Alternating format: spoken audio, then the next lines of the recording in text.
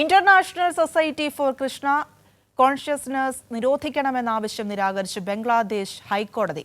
ഇസ്കോൺ മുൻ നേതാവ് ചിന്മയ് കൃഷ്ണദാസിന്റെ അറസ്റ്റിനെ തുടർന്ന് രാജ്യത്ത് വർഗീയ സംഘർഷങ്ങൾ രൂക്ഷമായിരുന്നു.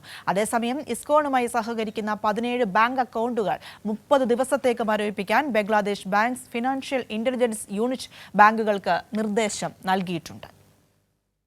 ഇസ്കോൺ അനുകൂലികളും പോലീസും ഏറ്റുമുട്ടിയതിൽ assistant public prosecutor Saiful Islam കൊല്ലപ്പെട്ടിരുന്നു.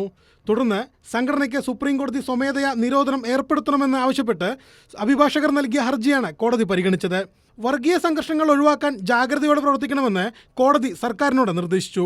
ഇസ്കോൺ മതസംഘർഷങ്ങൾ സൃഷ്ടിക്കും വിധം പ്രവർത്തിക്കുന്നുവെന്നായിരുന്നു ഹർജിക്കാരുടെ പ്രധാന ആരോപണം. ബംഗ്ലാദേശിലെ ന്യൂനപക്ഷങ്ങൾക്കെതിരെ പ്രകോപനപരമായ മുദ്രാവാക്യം വിളികളുമായി തീവ്ര മുസ്ലിം ഗ്രൂപ്പുകൾ കഴിഞ്ഞ ദിവസം നിരത്തുകളിൽ ഇറങ്ങിയിരുന്നു.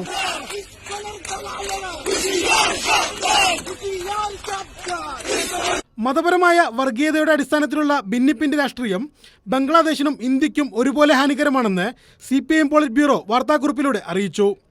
ധാക്കയിൽ ചിന്മയ കൃഷ്ണദാസിനെ അറസ്റ്റ് ചെയ്തതിനെ പുറത്താക്കപ്പെട്ട ബംഗ്ലാദേശ് പ്രധാനമന്ത്രി ഷെയ്ഖ് ഹസീന അപലപിച്ചു. അദ്ദേഹത്തെ എത്രയും വേഗം വിട്ടയക്കണമെന്നും അവർ പ്രസ്താവനയിൽ ആവശ്യപ്പെട്ടു. അതേസമയം ഇസ്കോണുമായി സഹകരിക്കുന്ന 17 വ്യക്തികളുടെ ബാങ്ക് ഇടപാടുകൾ 30 ദിവസത്തേക്ക് മരവിപ്പിക്കണമെന്ന് ബംഗ്ലാദേശ് ബാങ്ക്സ് ഫിനാൻഷ്യൽ അതോറിറ്റി രാജ്യത്തെ ബാങ്കുകൾക്ക് നിർദ്ദേശം നൽകിയിട്ടുണ്ട്. ഇവരുടെ വിശദമായ അക്കൗണ്ട് ഡീറ്റെയിൽസ് സമർപ്പിക്കാനും ബാങ്കുകളോട് ആവശ്യപ്പെട്ടിട്ടുണ്ട്. News desk Kairali news.